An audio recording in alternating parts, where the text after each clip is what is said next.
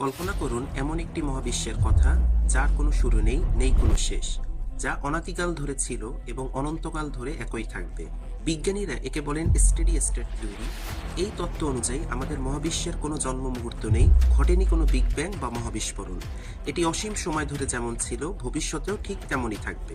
1948 সালে sir Fred well যখন প্রথম এই তত্ত্বটি দেন, তখন এটি বিগ ব্যাং থিওরির ভিত নাড়িয়ে দিয়েছিল।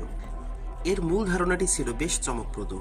মহাবিশ্ব প্রসারিত হচ্ছে, গ্যালাক্সিগুলো একে অন্যের থেকে দূরে সরে যাচ্ছে ঠিকই, কিন্তু মহাবিশ্বের গড় ঘনত্ব সবসময় একই থাকে।